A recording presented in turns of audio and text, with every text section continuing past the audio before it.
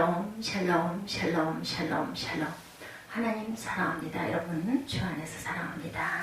오늘 에스겔 7장 1절에서 9절 심판을 통해서 야훼인 줄 알리라 말씀하죠. 에스겔 7장 1절에 보면 또 야훼의 말씀이 내게 임하여 이르시되 너 인자야 주 야훼께서 이스라엘 땅에 관하여 이같이 말씀하셨느니라. 끝났도다. 이 땅 사방의 일이 끝났도다.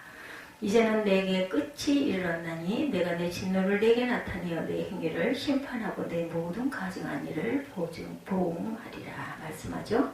내가 너를 불쌍히 여기지 아니하면 긍휼히 여기지도 아니하고 내 행위대로 너를 벌하여 내 가증한 일이 너희 중에 나타나게 하리니 내가 야훼인 줄 너희가 알리라.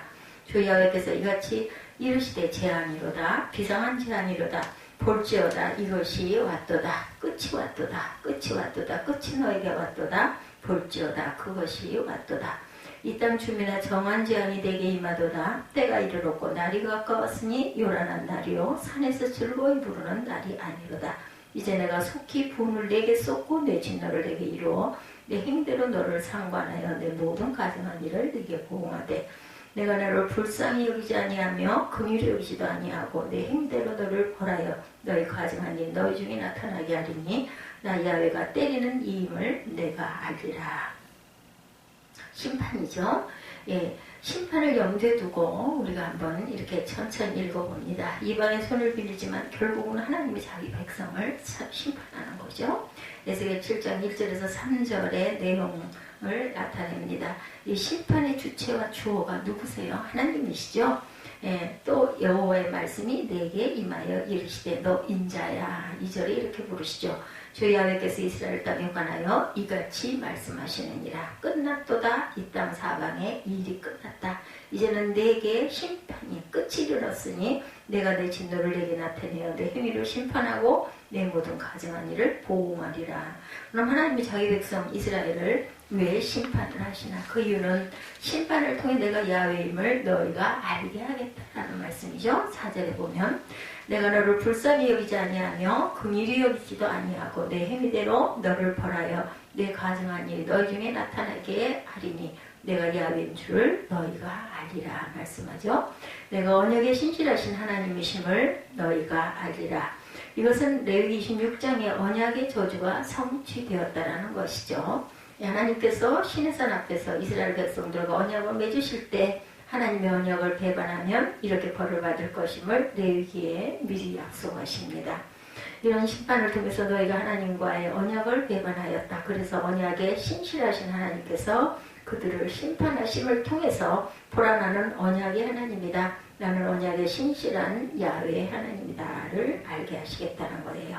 그래서 자기들이 섬기던 우상은 가짜고 하나님만이 진짜 하나님이 되심을 심판을 통해서 나타내겠다.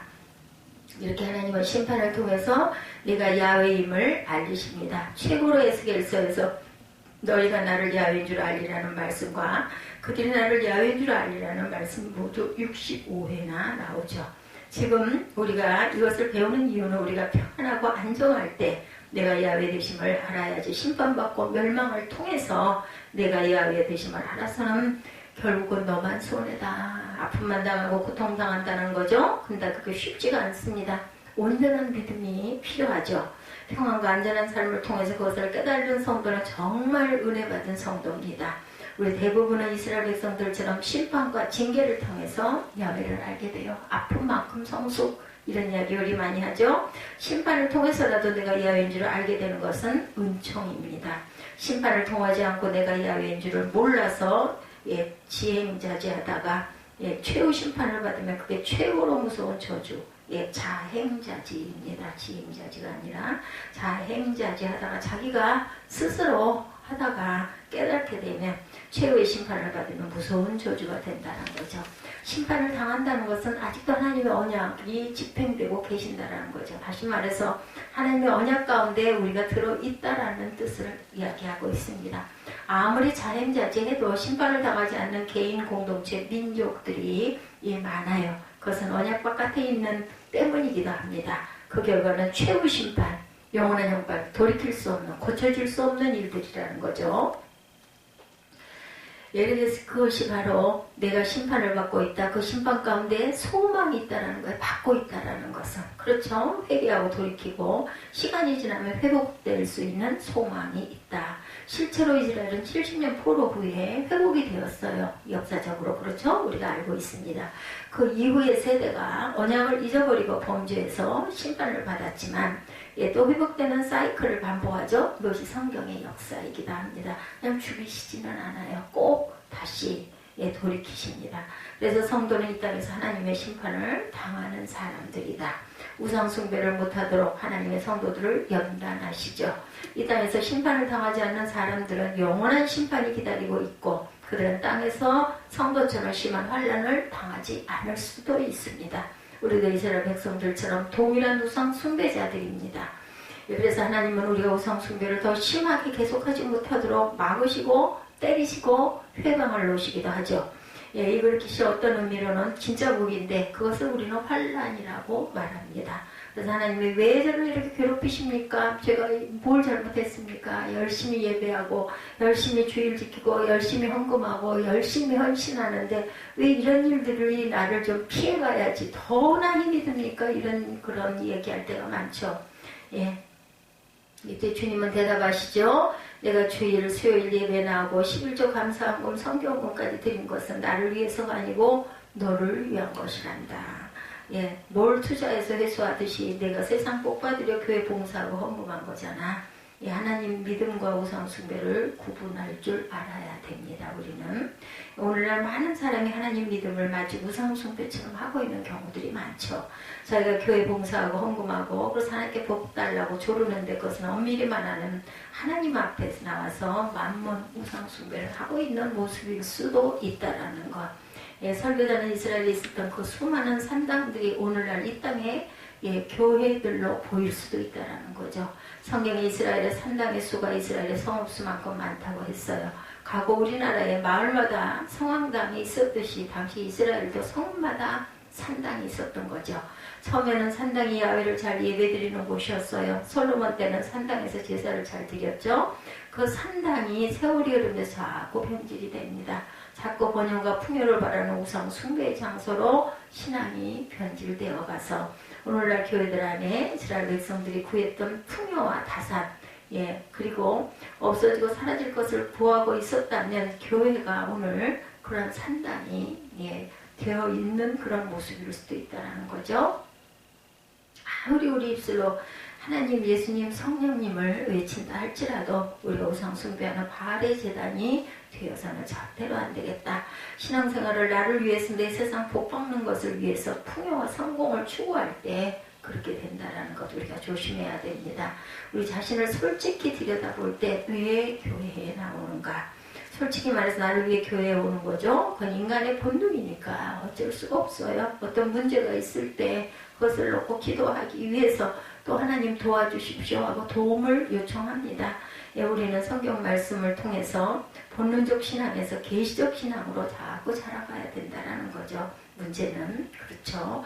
나는 풍요와 성공을 하나님께 구하지 않습니다. 나는 구원을 받기 위해 교회 다니고 신앙생활을 합니다. 그렇지만 정확하게 말하면 그 구원도 나를 위한 구원이 아니라 하나님의 영광을 위한 구원이 되어야 되겠다. 하나님이 우리를 구원하시는 목적은 내 영광이 아니라 하나님의 영광과 찬송과 기쁨을 위해서 우리를 구원하셨기 때문이다. 내 구원의 목적은 은혜의 영광을 찬미하기 위함이라는 것을 우리가 알아야 된다는 거죠. 지옥 가기 싫어서 천국 가고 싶어서 교회 다니고 신앙생활하는 것, 그것이 다여서는 안 된다는 거죠. 하나님의 영광을 위해서 주님을 정말로 사랑해서 신앙생활을 할 줄 알아야 된다는 것. 오늘 우리가 교회에 모이고 신앙생활을 할 때 내 중심이 아니라 하나님 중심적 신앙생활을 하려고 노력해야 합니다. 이런 사람이 정말 구원받는 천국 백성이죠. 이런 사람 신앙생활은 일평생 회개하고 예수를 믿는 생활이 반복되고 성숙되어서 깊어집니다. 그렇지 않고 다른 것, 풍요, 성공을 믿는 사람은 신앙생활이 아닌 거죠. 본질적으로 보면 우상숭배다. 그 옛날 이스라엘 백성들이 저질렀던 산당에서의 우상숭배와 같다라는 겁니다. 지금까지 내가 하나님을 섬긴다고 섬긴 것은 우상숭배였음을 잊지 않고 돌이킬 줄 알아야 되겠다. 나는 우상을 바라는 음란한 마음으로 하나님을 섬겨왔다. 하나님을 기쁘시게 하기보다는 내 자녀, 내 사업, 내 회사, 내 가족 이런 것들이 잘 되기 위해서 섬겨왔다.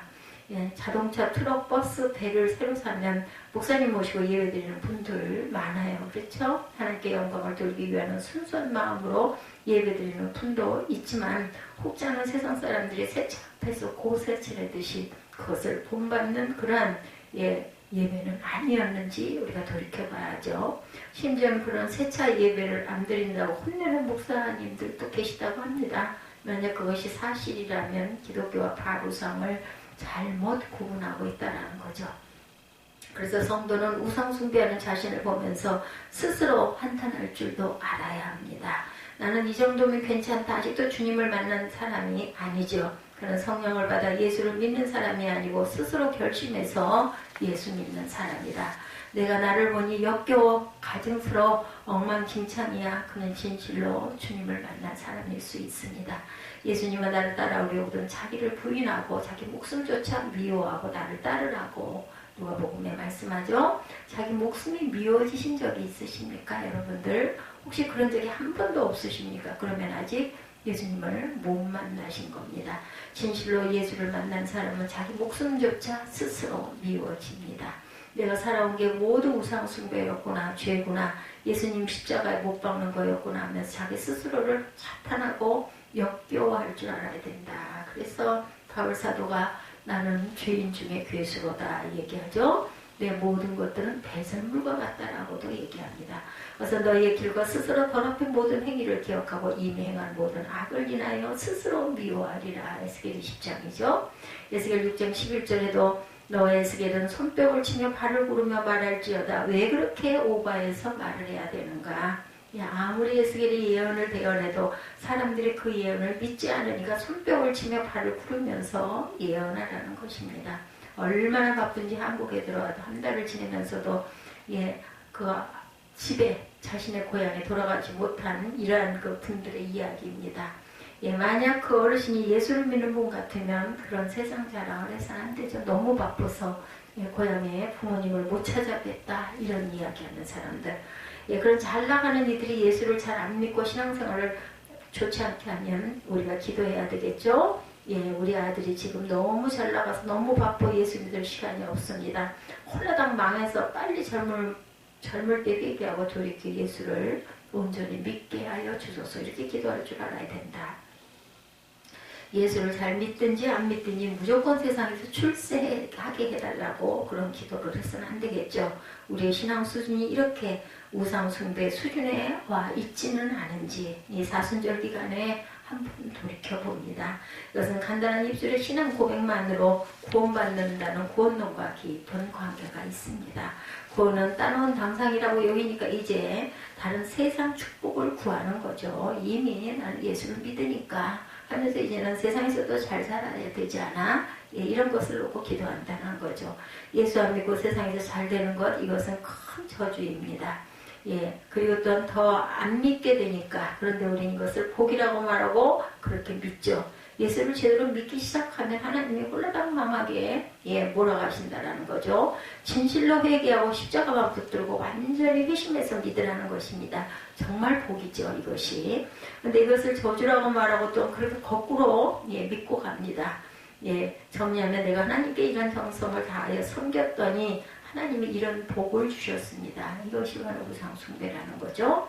왜냐하면 우리 신앙생활의 목적, 내 구원받음의 목적이 내 복받음이 아니라 하나님 영광, 그리스도의 몸, 하나님의 나라를 위함이 되어야 한다. 자꾸 하나님 중심적 신앙생활을 나 중심으로 끌어오는 것은 우상 숭배라는 거죠. 자기라는 우상, 성공과 만몬의 우상 숭배가 되어서는 안 되겠다. 하나님 그런 사명자가 필요해서 그런 복을 주셔서 받는 성도도 있습니다.